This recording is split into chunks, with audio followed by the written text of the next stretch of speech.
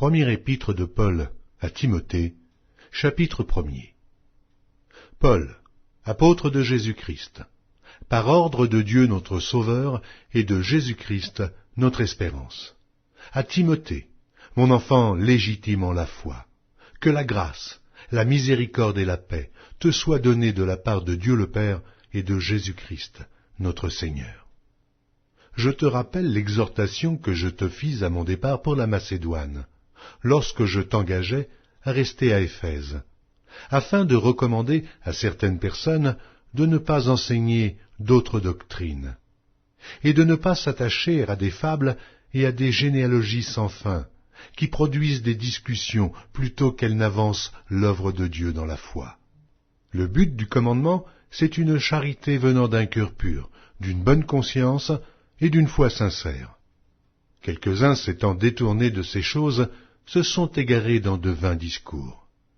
Ils veulent être docteurs de la loi, et ils ne comprennent ni ce qu'ils disent, ni ce qu'ils affirment.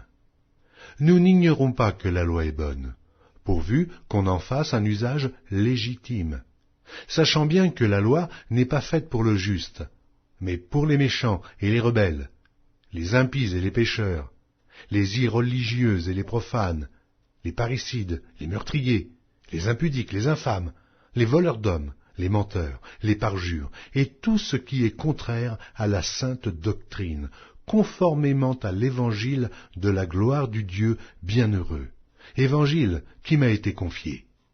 Je rends grâce à celui qui m'a fortifié, à Jésus-Christ notre Seigneur, de ce qu'il m'a jugé fidèle, en m'établissant dans le ministère, moi qui étais auparavant un blasphémateur, un persécuteur, un homme violent, mais j'ai obtenu miséricorde, parce que j'agissais par ignorance, dans l'incrédulité.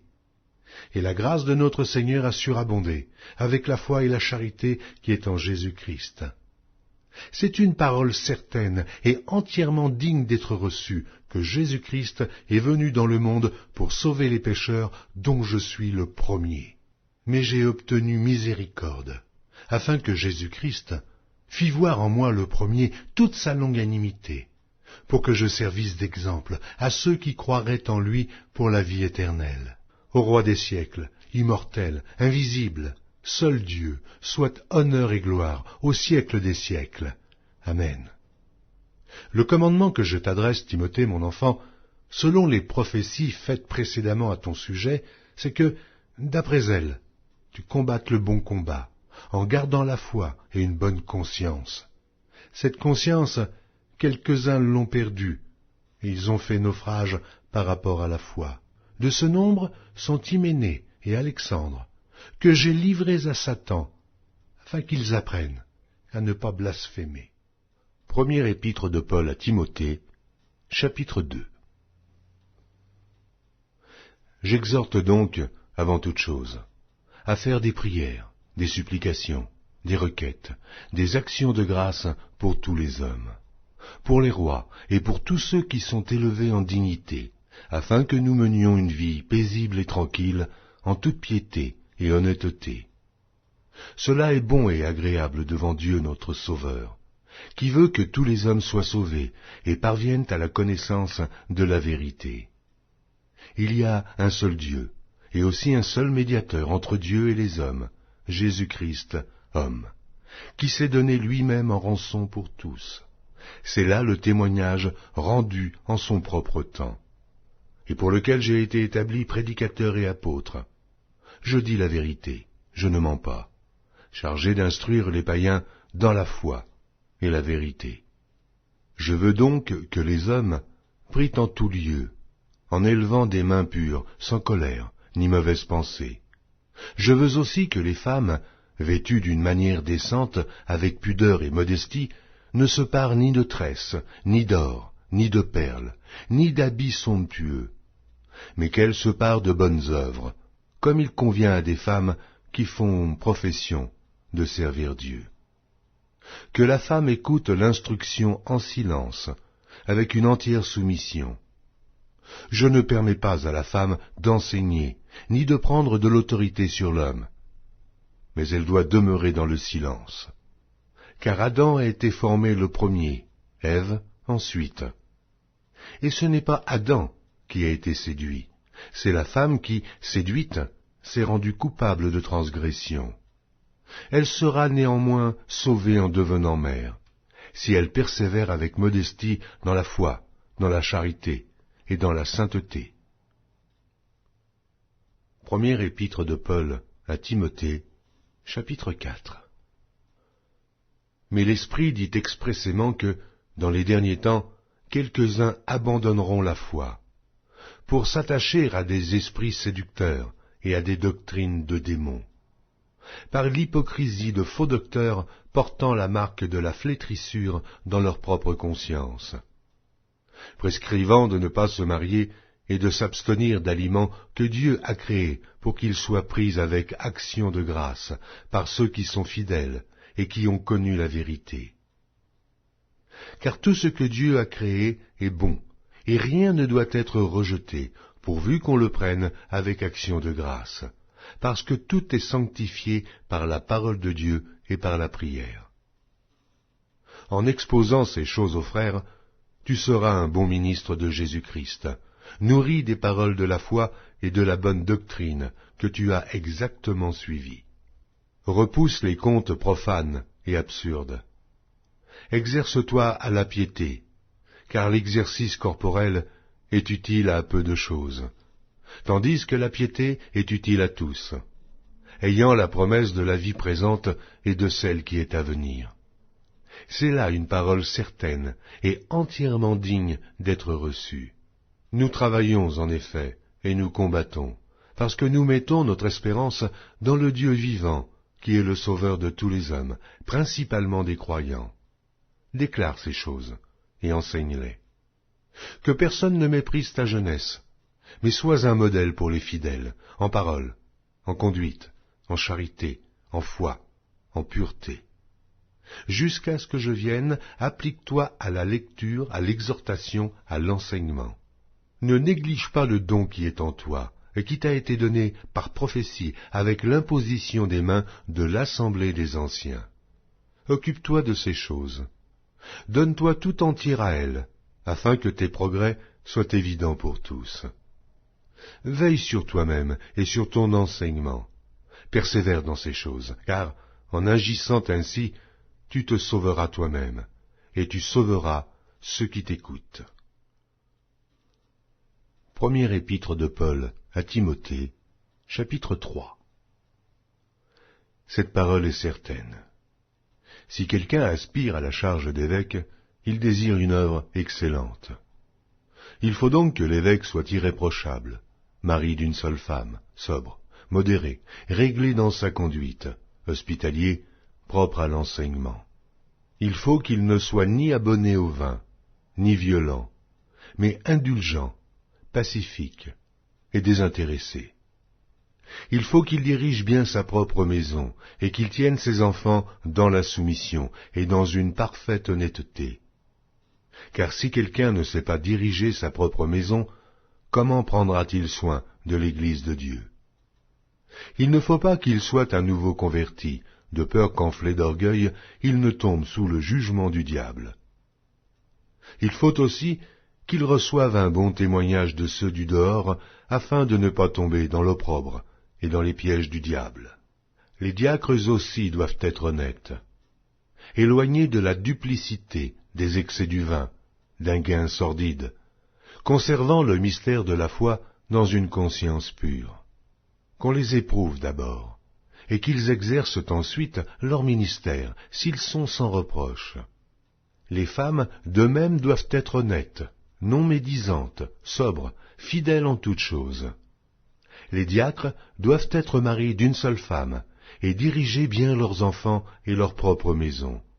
Car ceux qui remplissent convenablement leur ministère s'acquièrent un rang honorable, et une grande assurance dans la foi en Jésus-Christ. Je t'écris ces choses avec l'espérance d'aller bientôt vers toi. Mais afin que tu saches, si je tarde, comment il faut se conduire dans la maison de Dieu, qui est l'Église du Dieu vivant, la colonne et l'appui de la vérité. Et, sans contredit, le mystère de la piété est grand. Celui qui a été manifesté en chair justifié par l'Esprit, vu des anges, prêché aux gentils, cru dans le monde, élevé dans la gloire. Première épître de Paul à Timothée, chapitre 5. Ne réprimande pas rudement le vieillard, mais exhorte-le comme un père. Exhorte les jeunes gens comme des frères, et les femmes âgées comme des mères, celles qui sont jeunes comme des sœurs, en toute pureté. Honore les veuves qui sont véritablement veuves.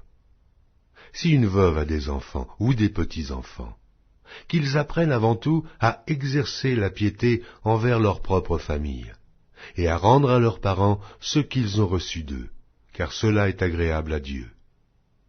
Celle qui est véritablement veuve, et qui est demeurée dans l'isolement, met son espérance en Dieu, et persévère nuit et jour dans les supplications et les prières.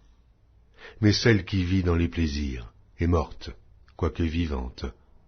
Déclare-leur ces choses, afin qu'elles soient irréprochables.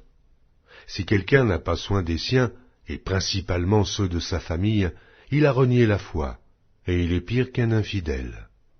Qu'une veuve, pour être inscrite sur le rôle, n'ait pas moins de 60 ans, qu'elle ait été femme d'un seul mari, qu'elle soit recommandable par de bonnes œuvres, ayant élevé des enfants, exercé l'hospitalité, lavé les pieds des saints, secouru les malheureux, pratiqué toute espèce de bonne œuvre. Mais refuse les jeunes veuves, car, lorsque la volupté les détache du Christ, elles veulent se marier, et se rendent coupables en ce qu'elles violent leur premier engagement. Après cela, étant oisives, elles apprennent à aller de maison en maison. Et non seulement elles sont oisives, mais encore causeuses et intrigantes, disant ce qu'il ne faut pas dire. Je veux donc que les jeunes gens se marient, qu'elles aient des enfants, qu'elles dirigent leur maison, qu'elles ne donnent à l'adversaire aucune occasion de médire, car déjà, quelques-unes se sont détournées pour suivre Satan. Si quelque fidèle, homme ou femme, a des veuves, qu'il les assiste, et que l'Église n'en soit point chargée, afin qu'elle puisse assister celles qui sont véritablement veuves. Que les anciens qui dirigent bien soient jugés dignes d'un double honneur, surtout ceux qui travaillent à la prédication et à l'enseignement. Car l'Écriture dit « Tu n'emmuselleras point le bœuf quand il foule le grain, et l'ouvrier mérite son salaire. » Ne reçois point d'accusation contre un ancien, si ce n'est sur la déposition de 2 ou 3 témoins. Ceux qui pêchent, reprends-les devant tous, afin que les autres aussi éprouvent de la crainte. Je te conjure devant Dieu, devant Jésus-Christ, et devant les anges élus, d'observer ces choses sans prévention, et de ne rien faire par faveur. N'impose les mains à personne avec précipitation, et ne participe pas au péché d'autrui. Toi-même, conserve-toi pur. Ne continue pas à ne boire que de l'eau, mais fais usage d'un peu de vin à cause de ton estomac et de tes fréquentes indispositions. Les péchés de certains hommes sont manifestes, même avant qu'on les juge, tandis que chez d'autres, ils ne se découvrent que dans la suite. De même, les bonnes œuvres sont manifestes, et celles qui ne le sont pas ne peuvent rester cachées. Première épître de Paul à Timothée, chapitre 6. Que tous ceux qui sont sous le joug de la servitude regardent leur maître comme digne de tout honneur, afin que le nom de Dieu et la doctrine ne soient pas blasphémés. Et que tous ceux qui ont des fidèles pour maîtres ne les méprisent pas, sous prétexte qu'ils sont frères, mais qu'ils les servent, d'autant mieux que ce sont des fidèles et des bien-aimés qui s'attachent à leur faire du bien. Enseigne ces choses, et recommande-les. Si quelqu'un enseigne de fausses doctrines et ne s'attache pas aux saines paroles de notre Seigneur Jésus-Christ et à la doctrine qui est selon la piété, il est enflé d'orgueil. Il ne sait rien. Et il a la maladie des questions oiseuses et des disputes de mots, d'où naissent l'envie, les querelles, les calomnies, les mauvais soupçons, les vaines discussions d'hommes corrompus d'entendement, privés de la vérité et croyant que la piété est une source de gain. C'est en effet une grande source de gain que la piété, avec le contentement. Car nous n'avons rien apporté dans le monde, et il est évident que nous n'en pouvons rien emporter. Si donc nous avons la nourriture et le vêtement, cela nous suffira. Mais ceux qui veulent s'enrichir tombent dans la tentation, dans le piège, et dans beaucoup de désirs insensés et pernicieux qui plongent les hommes dans la ruine et la perdition. Car l'amour de l'argent est une racine de tous les maux. Et quelques-uns, en étant possédés, se sont égarés loin de la foi, et se sont jetés eux-mêmes dans bien des tourments. Pour toi, homme de Dieu, fuis ces choses, et recherche la justice, la piété, la foi, la charité, la patience, la douceur. Combat le bon combat de la foi. Saisis la vie éternelle, à laquelle tu as été appelé, et pour laquelle tu as fait une belle confession en présence d'un grand nombre de témoins. Je te recommande devant Dieu, qui donne la vie à toutes choses, et devant Jésus-Christ, qui fit une belle confession devant Ponce Pilate, de garder le commandement, et de vivre sans tache, sans reproche, jusqu'à l'apparition de notre Seigneur Jésus-Christ, que manifestera en son temps le bienheureux et seul souverain, le roi des rois et le Seigneur des seigneurs, qui seul possède l'immortalité, qui habite une lumière inaccessible, que nul homme n'a vu ni ne peut voir, à qui appartiennent l'honneur et la puissance éternelle. Amen. Recommande aux riches du présent siècle de ne pas être orgueilleux, et de ne pas mettre leur espérance dans des richesses incertaines, mais de la mettre en Dieu, qui nous donne avec abondance toutes choses pour que nous en jouissions. Recommande-leur de faire du bien, d'être riches en bonnes œuvres, d'avoir de la libéralité et de la générosité, et de s'amasser ainsi pour l'avenir un trésor placé sur un fondement solide, afin de saisir la vie véritable. Ô Timothée, garde le dépôt, en évitant les discours vains et profanes et les disputes de la fausse science, dont font profession quelques-uns, qui se sont ainsi détournés de la foi. Que la grâce soit avec vous.